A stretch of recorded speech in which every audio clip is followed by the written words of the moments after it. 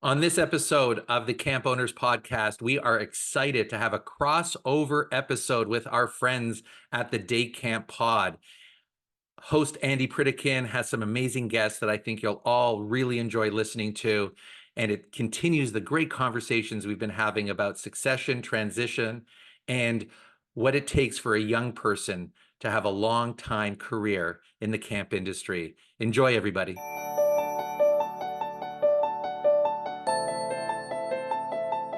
Welcome to the Camp Owners Podcast, a space for camp owners to talk about the unique aspects of camp ownership and get inspired by each other. We are going to sit down with camp industry experts, leaders, and fellow camp owners to hear how the camp dream transpired for them, learn from each other, and discuss some of the biggest issues in the private camp industry.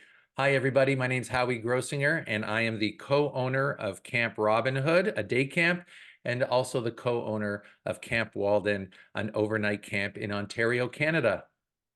Hello, everybody. My name is Kelly Shuna. I am the executive director and co-owner of Hidden Pines Ranch Day Camp, located in Stillwater, Minnesota. If you are looking to find and subscribe to the Camp Owners Podcast, you can find us online at gocamp.pro/ownerspod or by searching for us in your favorite podcast app. Also, if you're listening to this and you think it'd be helpful for other camp owners, directors, aspiring camp owners in your circle, please feel free to send them a note to listen. Howie, how are you? I'm good, Kelly. How are you? Nice to be together again.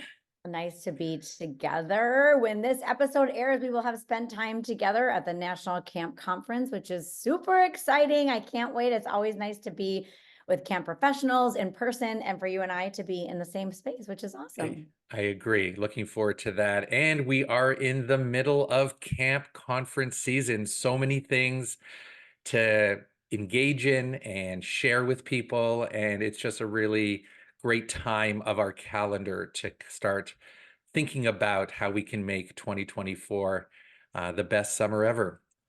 Today, Kelly, we're going to do something we did last season, and that is we're going to partner up with our good friend Andy Pritikin at the Day Camp Pod, a very popular podcast in the Go Camp Pro network. And we're going to do a crossover episode today. As you know, Kelly, and to our listeners, we've tried this season to do a lot of conversations about transition, succession, models of purchasing, buying and selling camps. And our goal today is just to continue that trend with a great conversation that Andy recently had. Yes, I'm super excited that he reached out to us, and it's just right in line with the things that we've been talking about. And I love at the beginning how they're talking about, young people and getting into this industry of camp ownership. And yeah, I'm super excited. So I think it makes sense. It's right in line with everything. So I'm hopeful that our listeners will enjoy it like we did and feel like it's a great, kind of in line with what we've been talking about. Absolutely. So Andy will be talking with Sam Borek from Woodmont Day Camp and Gregg Licht from Elmwood Day Camp. Their conversation is very engaging, great storytelling, and just some great insight. So I agree, Kelly. I hope our listeners enjoy to this crossover episode of the Day Camp Podcast and the Camp Owners Podcast. Have a great time listening, and we'll catch you on the other side. Welcome back to the Day Camp Podcast. This is Andy Pritikin, Director of Liberty Lake in the Philly suburbs, New Jersey. And we are joined today from two of my camp colleague brothers, Sam Borek from Woodmont Day Camp and Gregg Licht from Elmwood. How's it going, guys? It is great, Andy. Well, We're happy to be here. We just jumped right into the deep end. Let's baby. go, ready to roll. All right. This is the podcast where we just cut out the intros and all that kind of stuff. No appetizers. Go to the main Put some entree. meat on the freaking bone. All right. Done. That's what we do here. All right. This is the most excited I have been in a very long time. Yeah. So being on the Day Camp Pod is huge for me. That's awesome. But unfortunately, Gregg says, I'm so excited about this. The most exciting thing is that I get to finally meet Sam Thompson. And unfortunately, Sam is not with us today. Her elderly mom passed away, and they are doing all that fine stuff. And Sam, you're in our thoughts. All right. And just know, one of your big fans here. You're going to have to make it to Tri-State one day, Sam, so you could actually meet Gregg. Sam is big at ACA National, but is still trying to get the Crystal Lake Park Authority or whatever it is that she works for to pay for her to come out to Atlantic City. I think they think she's just going to gamble. So So today's topic is going to be about transitioning leadership because both Greg and Sam took over existing camps, and that's a really, really interesting thing. But before we get into that, we're going to talk a little bit about pipeline stuff because my son Justin and a lot of the contemporaries, the 20 and 30-year-olds and Jack Shot and all, they've been very focused recently about, there's just no easy way for young people to get a shot, to become a camp director or, own a camp and all that kind of thing. And, I understand it's not easy, but I also think it's a lot of hogwash in a way, because I think that if you're motivated enough and you pick up the phone or you show up and do things and you volunteer, I think there's lots of ways in. So we're going to ask, we'll start with Sam. And, you could talk about like how your little background, how you got to be sitting in the captain's chair right there. Look, I think the main word that you said was easy, because they're right. There's no easy way in.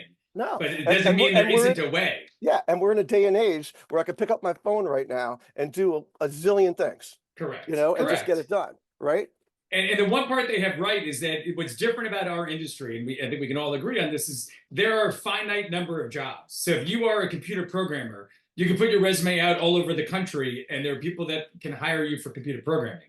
Right. Camps have a limited number of full-time positions. So they're right in the sense that it's not easy to walk into a full-time position, but it can happen. So Cliff Notes version of me went to camp growing up, stopped when I was 15 or 17, thought I was going to be done, met someone who owns a camp in Maine. He said, come work for the summer. I did.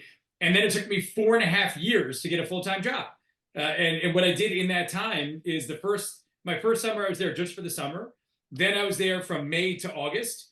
Then I was there from January. Then I was hired January to August. Then I was finally hired full time. But in between, I was waiting tables. I was cold calling for sales. I was a mediator in small claims court. I was living on my friend's couch for 4 months in Manhattan to get to camp. So the point that they're making is accurate in that you can't just show up and get a job day one. What I tell young people is you got to pay your dues, in the sense that no one's going to hire you full time without seeing what you could do during the summer. Because the work from September to May, let's just be totally honest, is not that incredibly challenging.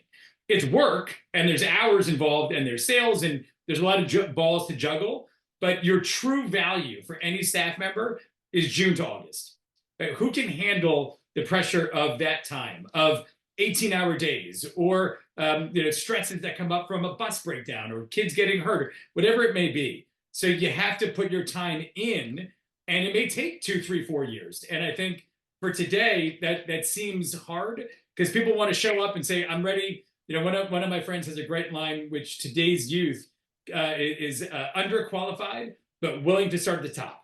So I'm ready to be a camp director, right? I was a group counselor last summer. My group was awesome. I could do your job. I could be a director. Let me in. So knowing a couple of details about your thing that you didn't disclose is that two things. One of them is that in that time they were waiting tables and stuff you're talking about, you also got your law degree. Okay, correct. So you were getting, schooled also in important transferable skills, which I think is awesome. And I always tell people, whether it's an education degree or, or a master's or whatever, because you could have an undergraduate degree or whatever. My son got a human organizational development, it's basically a camp director degree. It's amazing. And then secondarily, the camp owner person that you chose to sort of align with and throw your chips in a little bit, you knew that this was an entrepreneurial person that had the potential to take on people and expand and buy more camps and all that kind of thing too, right? Yeah. And the best is when your mother looks at you and says, all right, so you have a law degree. You're going to go work 4 months of the year at a sleepaway camp. What the hell is wrong with you?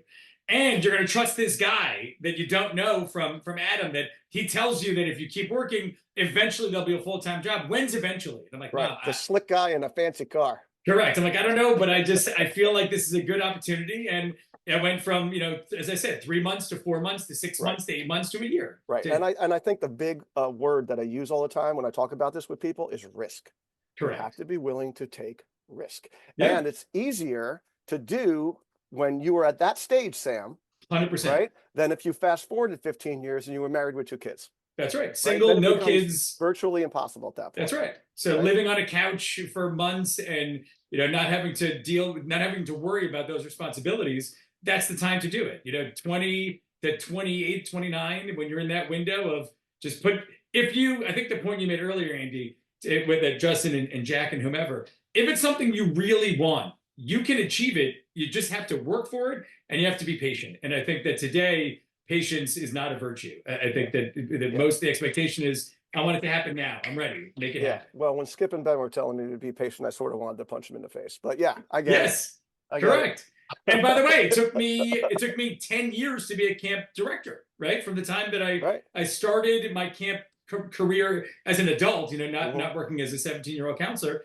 It took 10 years and lots of failed opportunities that I thought were going to happen, that were really close to happening, that never materialized. And I know that was the same for Gregg. Right. You took a lot of risks, right? Yeah. It was awesome. Gregg Licht. One thing that I will say is that failing is just part of this. The amount of camps that I was supposed to lead and then all of a sudden not lead, it's just part of this, and you have to be able to embrace that rejection. I'm lucky in that I came from a theater background, which is, you spend 99% of your time being rejected. Improv. That's right. I'm really good at being rejected. But I believe that opportunities are out there. There are a couple of core beliefs that I have. The first is you gotta just be there. To me, FaceTime is the most important thing. I believe one of the reasons I am successful is not because I am so smart or even that good at this. It's that I'm always willing to be the first person there in the morning and the last person to leave at night. And that shows something to your leader. The other piece that to me is incredibly important is that you have to say yes. So there is going to be a time that you're going to get an opportunity that you don't necessarily feel is right for you at this particular time. But if the goal is to have your own camp, just say yes. Just say yes. Can you come join us and help move these buses today? Just say yes. It's a Saturday afternoon. You had other plans, but your vision is to be a camp director. You got to say yes. This is, everybody knows what the summer is like, as Sam mentioned. We want people to be there all the time. That's the beauty of this work. And I think yes is just a really important answer. And if I can add one thing that you said earlier about just aligning yourself with the right people. We've been at Woodmont now 16 years. So many of our full-time staff have become either camp directors or leaders at other places because of the relationships that are built by being in a really good operation. So people who work with us full-time, if they have an opportunity and it's not at Woodmont, we encourage them to take it. We connect them to other people. We encourage them to interview. If there's a job open that's out there and it's not at Woodmont, because I'm not ready to retire yet, then I'm going to support you because it's important to grow. Right. Sam, it's a huge point. And I will also say, I think largely my success is based on the amount of volunteering that I did with camps that had nothing to do that were my actual camp, right? I met so many wonderful people and serving on tri-state and different committees. Those things mattered. That's where my relationship started from. And to me is a big driver behind my success. Yeah, no doubt about it. And Sam, that attitude, that sort of like people that work for us, we're sort of training them to leave us, right? That is what it's like in the real world, by the way, like in the business world. It's only in the camp world or like these small business kind of small-minded kind of people that are just like, oh no, I want this person here forever, right? I want them to grow. And it's easy for us to say because we were one of those people once, right? And Keith Klein was one of those people once, right? And Jeff Ackerman was one of those people once. So they all saw that and gave us that opportunity to do that kind of thing. Yeah. And Gregg, just as a musician, I understand exactly what you're saying about the rejection and all that kind of thing. And the attitude that sort of life is a little bit of a lottery and you got to be in it to win it, kind of thing. So can you talk a little more, Gregg, about specifically of how you got to be sitting in the captain's chair though? Yeah, for sure. This was not the dream, the dream to be was to win a Tony Award on Broadway one day, which is yet to happen. But for me, I loved camp so much that I would just go back to camp every summer. And I mentioned this earlier. My mom at some point taught me that the only way to be successful at a job is to make yourself indispensable. So that is what I would do. I would go to Elmwood every summer and I would figure out ways, even though I taught drama, that somehow I was going to be the person who was going to make food service work for this camp, or I was going to be the person who was going to figure out dismissal better than anybody else. And I had a remarkable director and a remarkable mentor, and he saw that in me. And he would just keep giving me a little bit more. You know, every summer I would get a little bit more, not a little bit more money, but a little bit more responsibility. And every summer, somewhere in April or May, I'd have a job and I'd think to myself, you know what, it's warm outside. I want to go back to camp. I'd call and he would take me back. And then at a certain point, I knew this is what I wanted to do. But there was no full-time job. So I think very similar to Sam, I was given an opportunity to be at camp during the summer, but oversee our staff orientation. Certainly not a full-time position, but I did that. And then I did 10,000 other things during those 5 or 6 years. And then eventually I got hired full-time. And I remember thinking, this is amazing. I made less money actually when I was hired full-time because I wasn't doing 15 other things to, support my business. But like, I used to do trainings at other camps and I would do all of this stuff to make the job work.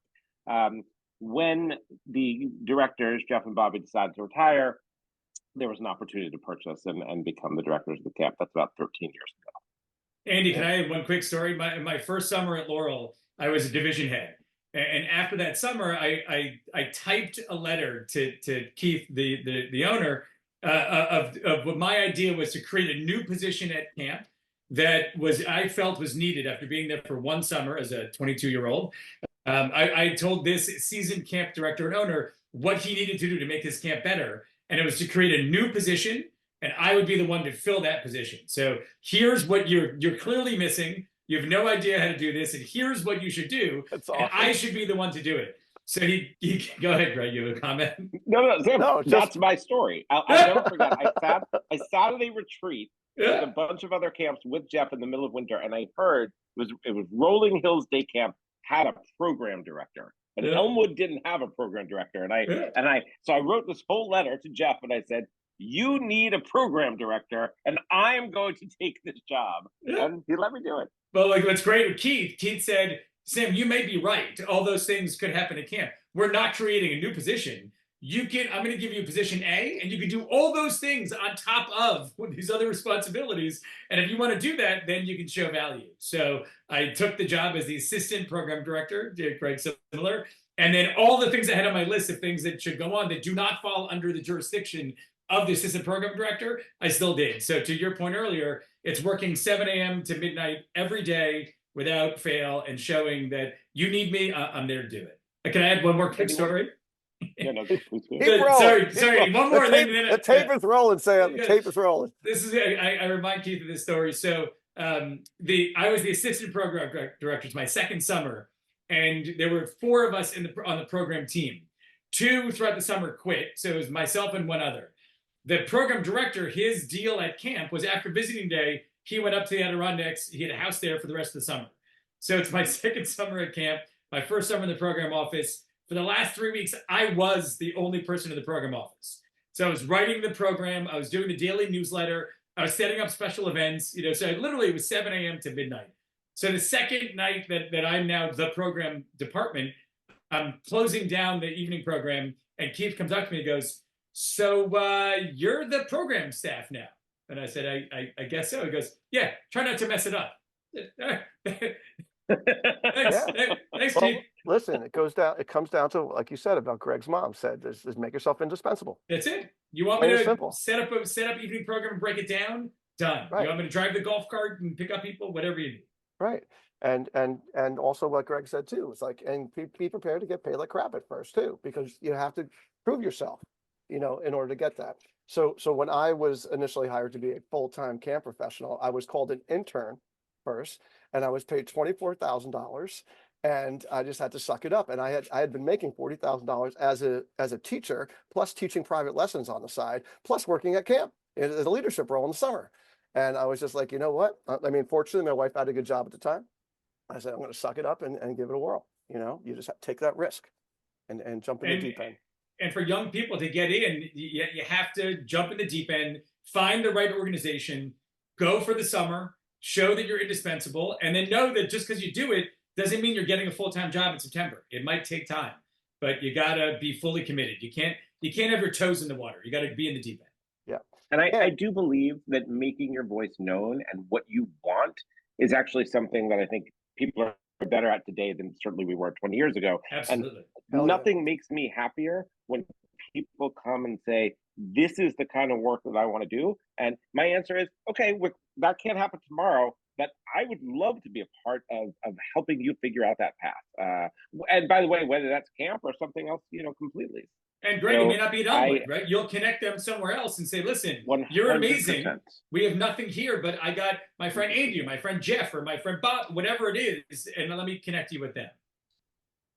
And I also think that in this industry, which we know is growing, there are a lot of positions out there. It's just a matter of helping people find them, and that's a role we all play, which I think is great. Yeah. And we've said it, all three of us have said it. It's a who you know game too. There's no doubt about it. You got to put yourself out there. And it's hard if you're an introvert, but you got to do it. You got to play that game. All right. So now back to the reason that we thought that we would have this podcast, which is transitioning leadership, which is hard, right? The first experience I had with that is when the Applebaum group sold to Jay Jacobs and crew. And Jay came in and he had just had great success. He taken over Timberlake, where he had gone to. Then he took over at Tyler Hill. Then he had taken over at Timberlake West. And I was like, well, so how does this work with this whole thing? And he's just like, Andy, there is just no great way to do this. Like, he's like, I went into one place and I was like Mr. Tough Guy, and that didn't work out. I came in the next place, I gave everybody raises, that didn't work out. He's just like, you just have to sort of feel your way through with this. And then, I realized that this is a science. Like there's great books and stuff about transitioning leadership, because you're dealing with human emotions, right? I mean, that's what we do as camp directors. That's what we do as, as leaders, is deal with the human frailty all the time, right? And it really gets heightened. The sensitivities get heightened during the situation. So I want to start with Gregg first, because Gregg, he mentioned this guy that mentored him and gave him the opportunity to buy in and all that kind of stuff. And this guy is literally a legend of camp now. All right, he is officially deemed that. He's got his certificate on his wall. So I could only imagine how daunting that would be to step into his shoes. Yeah, it was pretty daunting. I remember, I tell this story often. It was after the summer, right? The announcement had been made, and we had our first leadership team meeting in October. And 25 people, we set up the chairs, everything was going good, and I was fully prepared for the meeting. And I sat down and I looked up at people who I had worked with for years and had been honestly my mentors, many of them, if not all, older than me at that point, in many ways more experienced than me at that point, and I freaked out. I was terrified. I really was, and Wow. because I'm me, and I can always put myself down pretty quickly. I just shared, I am terrified. This is a terrifying experience. Now, I had the great benefit that many of them were my close friends and truly in my corner, and people really wanted to see Elmwood succeed. But it took me 7 or 8 years to not feel like I was leading somebody else's camp. It really took a long time for me to get into the position where I felt like this was really mine and my partner Hillary's camp. So it was really it was a journey. And I will tell you, it started to happen before the pandemic, but the pandemic was probably the biggest driver, where you were now running something completely different, and I was able to prove that we were able to do that both in 20 and then 21. And that is when I really felt like, okay, I have my sea legs under me. Yeah, it was a bit of a journey. Wow, that's really unbelievable. So what were there any particular things that you did that stick out when okay, so here you now have the it's your responsibility now. Were there things that you did to ingratiate yourself to the camp families, to the staff, like things like that? Anything Yeah, intentional? for sure. I mean, the first thing that we did is we called every camp family, and we made it a mission that we were going to reach them. We were not just reaching. We were not just going to leave a message. It was really important that we hit every family, and we did the exact same thing with every staff member. And, But and that actually was easy. for our listeners, we're talking about 600 families or something, or 500 Yeah, families. no, Like it it's a was lot a lot of of phone people. calls. Yeah, It was a lot of phone calls. yeah. But in many ways, that part was not the hard part. It was once camp was open, and that summer was 2013, and it was walking around feeling like I have to make decisions regardless of how people will judge me in those decisions. You know, will Gregg make that decision better or worse than Jeff would have made that decision? Because the decision had to be made. So, and I would constantly remind myself, and I actually looked back at my notes beforehand because I write everything down. I could have been plagued by those decisions, and sometimes I was. But if I didn't make the decision at all, that was going to just, go terribly. Yeah, well, So I we think all know that was the easiest decision to make is no decision. for sure. And so I would really consciously remind myself, I had this mantra that I say to myself every morning, that I don't have a choice. I now have to make this decision. So that was one thing. The other big thing that for me was significant was saying, am I doing this, whatever change, whatever decision I was making, am I doing this because I'm trying to make myself feel like a camp director? Or am I doing this because I really believe this is right for the camp? And by the way, that's a fine line. I can give like a really specific example. We wanted to change a silly thing like how we were going to do arrival, and it was just something that I believed so strongly in my heart was right for so long. But at a certain point, I really thought, A, is it that important? And B, is it just something that I'm doing because I want to show everyone I'm the camp director? And I came down to the fact that I think I'm doing it just because I want to show everybody that I'm the camp director. But then there were other times that I made choices that I really believe was right, and the team would follow on with me. All I did for the first 2 years was work on my relationships with the leadership team, the families, and the staff. That was it. Nothing else mattered. And I think the other thing I did, I will share, I would tell these former directors very clearly, these were not always easy conversations, No. how much time they could actually spend at camp. So we went into this with a very prescribed agreement, because otherwise, people are told, Yeah. who do I go to? And Well, and they're that was an beloved important figures. piece for me. They're the kind of people everyone's just going to hug. Yeah. So that was another huge thing for me as well. Wow, that is so interesting. I love the way that you were able to take a distance on that and say, like, is this the right decision for the camp? Is this right? Or am I doing this because of my, ego, really, right?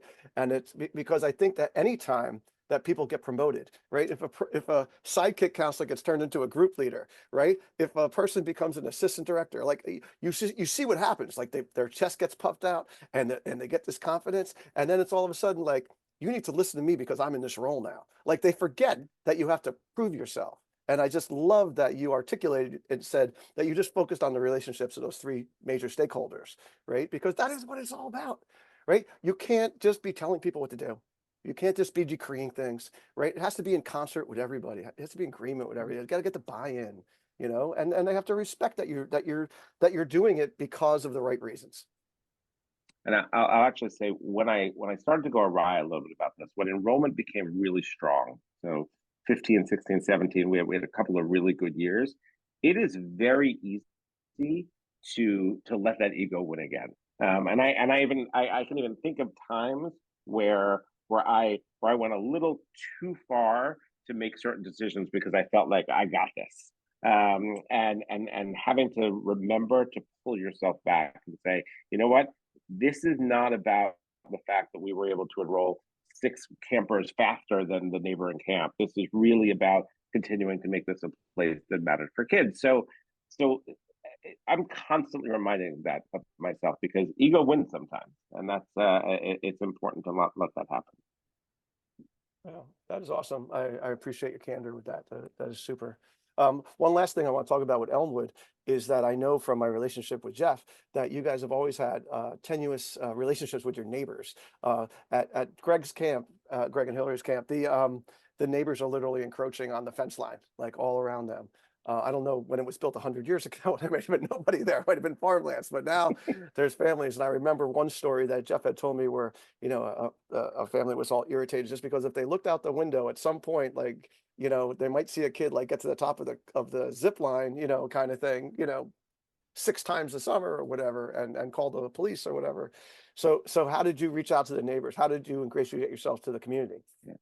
Well, if you want to ever do a podcast just about neighbors, Andy, I could have given you Yeah. like 6 hours worth of stories. Yeah. But I will say at the beginning, it was actually really easy because there was so much hatred toward Bobby and Jeff that all of a sudden it was like, well, we don't hate you as much, so that was helpful. We met with every neighbor. I will now tell you, I'm probably just as hated as Jeff and Bobby were 10 years ago. Well done, Greg. Good work. reality, Good work. Thanks, I'm proud of that. The reality is that, on a 5.5 acre camp with 500 plus children, you are a nuisance. And so I really try to recognize how much of a nuisance we are and do everything that I can to work with the town and the neighbors to make them happy. But sometimes you just can't. And, I will say that also progress in any way, shape, or form scares communities. So, when a camp does a new facility piece, the fear is, well, they're going to add 300 more children. I often want to say, if you've seen Elmwood, where would 300 more children go? But they're afraid of that, and so it was a big deal. I was very lucky in that in the beginning I had a pretty good run with the neighbors, but by the way, it would be a really great subject for the podcast because there's a lot of good stuff in there. Oh, absolutely. No doubt about it. So Greg, I'm sure all your neighbors are listening to this. what are That's their right. biggest complaints? Is it the traffic on the street? Is it the noise? Well, this summer the traffic was the big thing. So and that comes in waves in terms of when people want to care about it. But traffic was a huge factor because they're really concerned about the amount of vehicles that come in and out of the property every day and so forth. The noise. We do a lot of evening programming. So look, and I actually 100% believe that many of their complaints are valid. So we really try to work with them as much as possible. Unfortunately, I think just sometimes what happens is there are neighborhood associations that become very powerful. So while we actually have a good relationship with several of our neighborhoods, our neighbors, it's really the neighborhood associations that make this a little more challenging. Are you allowed to be a part of the neighborhood association? What we are not allowed to be a part of the neighborhood association. We do, however, meet once a year with for anybody who wants to come. We invite them over to camp. We do like a big meeting. I share with them all of the stuff and Good, so that's forth. what I was looking for. And we have such a great relationship with a handful of neighborhoods, a handful of neighbors. Our police department. Luckily, one of our neighbors is actually the fire department. So there's so much good stuff. But it's a tough 8-week summer, and I spend a lot of time just answering their phone calls and so forth. I'll never forget in the pandemic summer. It was 20, and in 2020 you felt like you were doing heroic God's work. God's work. And so the way that we would do parent pickup, because we had to be distanced, is we had this megaphone where we would call out numbers, and we don't often do that. And every day this neighbor would call and complain about it. And I am known for actually not having a temper. I am very even. I really don't. And she's calling. I heard 43. I heard her just say 43. And I said, lady, we are doing God's work. And I hung up the phone. So that was not my finest moment. But other than that, we do okay. All right, Sam. So tell us the story of Candy Mountain. Candy Mountain. So our story is a little bit different than Greg's because my wife and I did not grow up at the camp. We didn't work at the camp. We were at Sleepaway Camp together, and then the word kind of got out that this camp was available, called Candy Mountain at the time. So my wife and I came and worked with the old owners for a summer. So that was a really unique experience because no one on staff knew that why we were there. They just knew that we were this, a young couple that came in. My wife was 9 months pregnant with our son. Oh my goodness. So she was in the office. And the greatest, you guys have both been here, our office they built it as a greenhouse. So it was all windows on the ceiling. So in the summer, it was 180 degrees for adults in the air. And in the winter, it was like 10 degrees. So my wife, sweat lodge. Yep, my wife was in the office with ceiling fans and fans all around her. And I neither one of us had, back in the day, neither one of us had titles. So I was just at camp. And so I was introduced as Sam. And everyone who had been there forever was like, what the hell is this guy doing? And they're like, and Herb and Roots were the owners, like, he's just going to help. Research. So that's it. So what did I do? I spent all day with a little pad taking notes all day of all the things that we wanted to change, because it was 30 years ago, it was an extremely popular, top-notch camp. And as the old owners got older, the program didn't change, the facility didn't change, the leadership didn't change. So many of the people that were there had been there for a very long time, were very set in their ways. I was telling a story today at lunch that some of the division heads also were educators, and they had consulting jobs. So during the day, they would be on their phone working for their other job while at camp. So they would leave the dining hall, leave all their kids to go consult for something else. So that summer was a fascinating experience to be able to just kind of be a fly on the wall. And both of you know me well. I'm not a sit in the back kind of guy. So without a real job title, I got my hands in everything. Before you go on, I just want to throw out there to all those pipeline complainers out there, right? There are lots of camps right now being run by people who need to get rid of them in the next 10 years, right? And those are the kind of people you need to start conversations with. Yeah. All right. And different than Gregg, when we came in after that summer, first of all, the name Candy Mountain is great if you're 3 or 4. It's not so great if you're 11. In the 1960s. Correct. And they would sing the Big Rock Candy Mountain. I don't know, do you guys know that song? Up on the Big Rock, and to drink the whiskey is a line in the song. And the logo, right? Did the logo have like candy a canes? Candy canes. Yeah. Oh yeah, Candy it was like Candyland. Yeah, we just called it Candyland. That's what we called it. Candy canes all over camp, the whole thing. So after that summer, it was clear to my wife and I from the leadership team those that we were going to want to keep at least for that summer, and those that we were not going to bring back. So that was, talk about transitions. I was 32 and I was firing people who were 50, 60, and 70 who had been at this camp for 15 or 20 years and telling them that they're not going to have a place back at camp.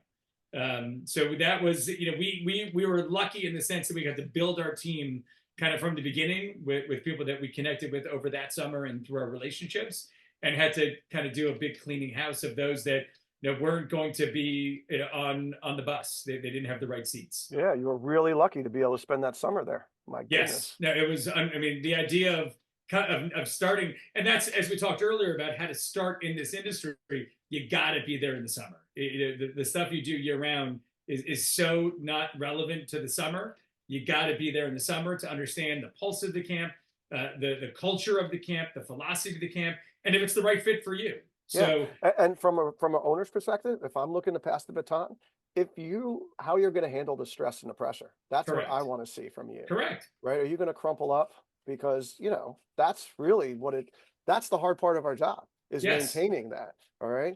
You heard Gregg, once in 10 years, he got angry because the number 46 lady, called, but you got to keep it together. And it's not how you are week 1, right? It's how you are week 8 or week 9. It's a marathon. It's not a sprint. And we've all seen amazing staff who after the 3rd or 4th week are just done. Right? They have totally gotten all of their energy out because they've sprinted, they've given it their all. And those people are great, but they're not going to make it long-term because it's a marathon, not a sprint. So that first summer was a research summer, and then a full transition. It was changing culture. It was changing the name. Talk about starting over.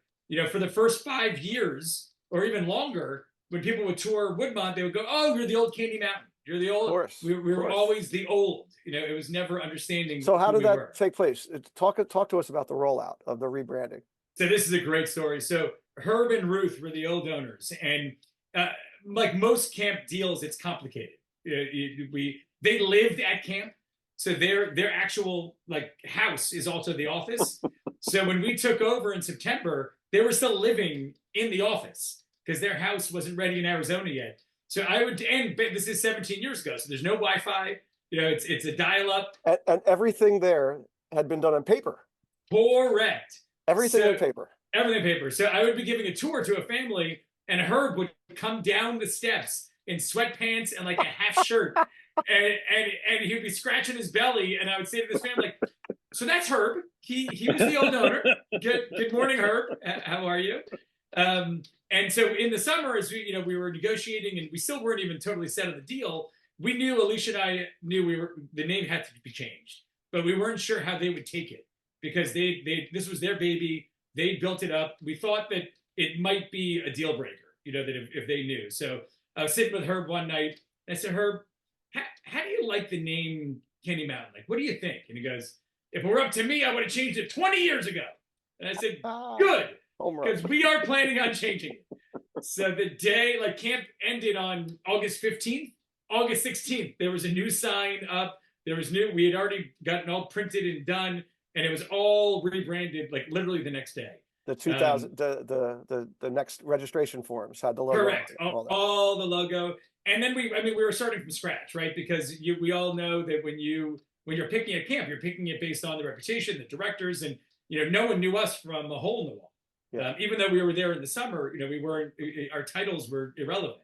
So it was really just starting to build a culture, and not so dissimilar to Gregg, where he said it took time. I don't think Woodmont hit its stride until weeks, year 5, 6, 7, 8. Because at the beginning, we were running we didn't know what we wanted to run. We were taking from all of our past experiences and using those to run camp. And so we weren't really running our own camp. We were running pieces of all of our mentors' camps and using all of their language and verbiage and papers until we could really find, our footing. And that took time, for sure. Yeah, when I was at North Shore Day Camp, we had multiple owners, like sort of like our Southwood situation. And one summer would be like the Elmwood version of it. And the next year would be like the Harbor Hills version of it. It's just like, you have to find what your song is. Right.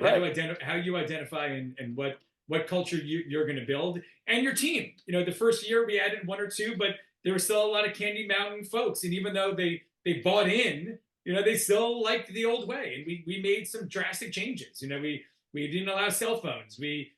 Some crazy things. We stopped serving hot dogs every day for lunch, which, kids. Hey, there's still camps that do that. There's still camps that do that. Listen, it's fine, but kids that eat 5 hot dogs a day, I just don't think it's good for you. I think 5 hot dogs a week's probably not good, personally. But yeah, I'm going out on a limb, Andy. I'm saying 5 hot dogs a day is not good for your diet. He was trying to remain politically correct there. He was trying to toe the line. We had staff. We changed one of our policies. Many of the staff we felt didn't dress appropriately. There were a lot of like skimpy bikinis at Candy Mountain. So one of our policies, it's a tankini or a one piece. If you're at work, you're there to work. And we had lifeguards who did not return because of that policy change. They said, if we can't wear a bikini, we don't want to work. And I said, well, then it probably isn't the right place for you. Yeah. You probably should go work at a beach, right? Go work at a pool. Can you imagine? And by the way, of the people who didn't return, 2 of them were adults in their 30s and 40s who said that I won't work at the pool if you make me wear something other than a bikini. I'd like to believe that it was about something larger for them, but perhaps I'd like to believe it was. Gregg, I sat with them and said, is this really what the issue is? And they looked at me and said, yeah, because I'm like, okay. Did they accuse you of body shaming? Because that's what I would have thought. You know what it was? A lot of people said they thought that we were being bought by the religious. So that was that was a threat at one point. It was a big rumor. Yeah, big rumor. So they said, it was more than a rumor. Yes, well, we were negotiating against them. Yeah. Yeah. And then how did you bring them into the 21st century as far as like all the paperwork? At this, like, did you just decide, you know what? We're just turning the page and we're starting with year 1? Or like, did you want to know? Like, don't you want to know who your alumni are? Don't you want to like follow up with, like, Day one, it was we transitioned to an online database, one that I'd experienced with for years at my sleepaway camp. You can say that. We talked Camp about Minder, that. sorry, I've been a Camp Minder camp since their inception. I was one of the first. Sam and I there. are originals. We're originals. Correct. We're the OG Camp Minder people.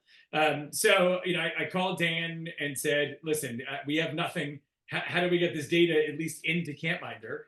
And then we had to type all of it into Excel and then upload it from Excel to Camp Minder's days of work of getting all of that in. But yeah, Andy, people who were there 2 or 3 summers before, we just didn't have the wherewithal to get it in. So we would just do that summer, spend it all, upload it in, and then go from there. But it's so daunting. And I mean, bus routes, they had paper, there was no way to track billing. When you ask them how many kids they had in camp, they're like 800. Oh, by the way, his cousin was there for a day.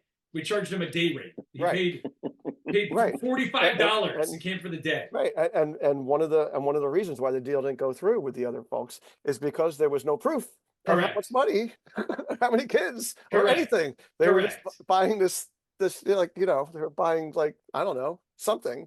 But and we were stupid enough to say, you know what, we'll figure it. No, you took risk. We're going back to risk. We took a giant risk. Back to risk. You said, here's this great place and in this great location and with great people running it, and we can make this work. We'll figure it out. And then put our ass on the line, make it work. I think 2 years later, the economy collapsed. So that was fun.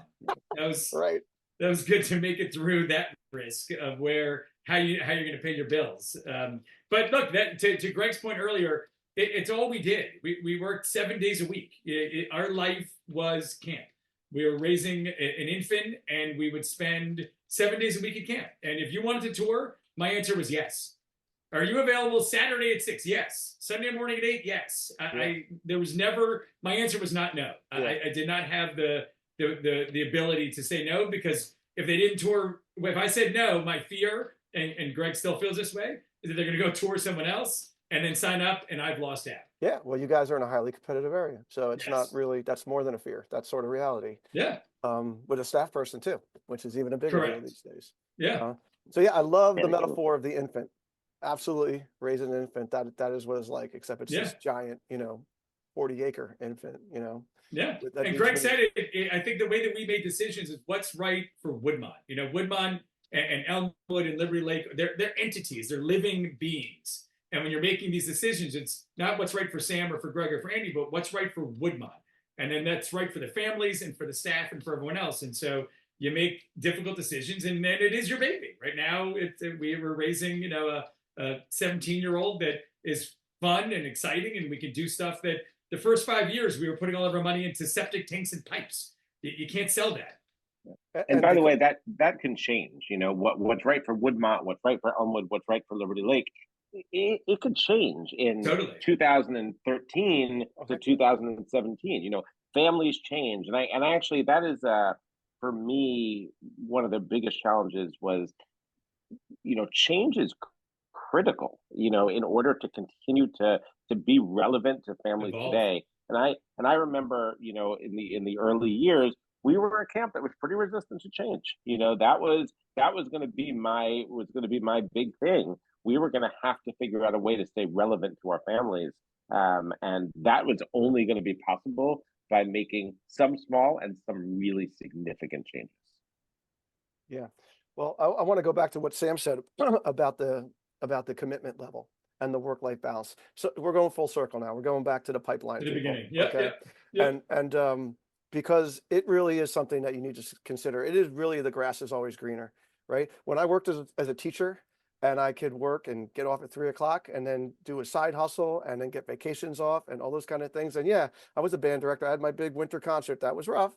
Okay. But it was nothing like running a summer or a summer camp. And I was listening to the Scott Galloway podcast, which I highly recommend. And he was talking about startups and such, and saying how that if you decide that you really want to do this, you want to be a small business owner, right? You want to bring something up from nothing to something. You really have to just understand that you're not going to be able to watch that 4-season Netflix series anytime soon. Plain and simple, right? You're going to be working 7 days a week. It's going to compromise your relationships. It's going to compromise everything that you do. and your business will become successful, hopefully, Yeah. and it'll pay off. But you have to understand that. And that is something that for the young folks right now, they're trying to break in. That's what we're talking about. We need to see you in action. We need to see if you have that commitment level, because we don't think it necessarily grows on trees, right? It never did. And in this Correct. day and age where everything comes to people so easily, right, where you can literally just apply and get a job on your phone in 30 seconds, this is old school. This is old school, roll your sleeves up kind of stuff. Andy, And by one of the my way, least- Andy, Greg, you'll be right after. I Yeah. still work 7 days a week. I just, the only difference Oh, yeah. 17 years later is that now I'll tell families, here's when I'm doing tours. So Yeah, I'm still here every weekend, but it's not, now it's around my kids' baseball schedules and my life. And so And by the I'm way, not that's only because enrollment's good right now. If it wasn't, I'd be skipping you- my kids' baseball game. Tell me when to be here. Yeah. I will be here when you do. And that is a question that I get asked all the time. Well, great, Greg, you can't tell me that this is more important than raising my children, or this is not more important than the fact that I have to go to this holiday dinner. And my answer is, it's not more important. They can both be important at the same time. There is a way to do two things at once. You know, it may mean that you have to go to the holiday dinner late, and I actually think there's a valuable message in that sometimes. You know, there are going to be extenuating circumstances in life, weddings, funerals, the things that just happen, you know, once every so often. But for the most part, kids' games and dance recitals and all of these things, they're very real, and they're in our lives all the time. There is a way to make everything a priority at once.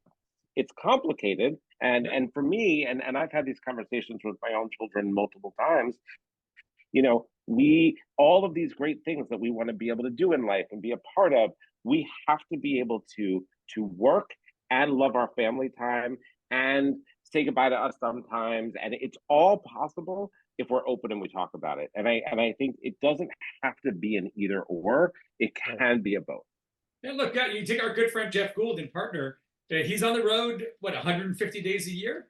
So he's missing track meets, and when he's home, and he's there and he does everything he can. But, you know, he's in France, he's in Belize, but, you know, he's all over the place. You know, if you watch him on Facebook, you don't know where he wakes up. But he's a great parent, and he's dedicated, and you can't do it. You can't, the balance is there. I'm in a million things. I have so many obligations, and I am the king of leaving early, and I'm the king of showing up late. But I get there.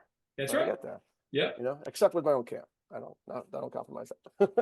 You may not be the king in leaving early. I may take that title, but other. Yes.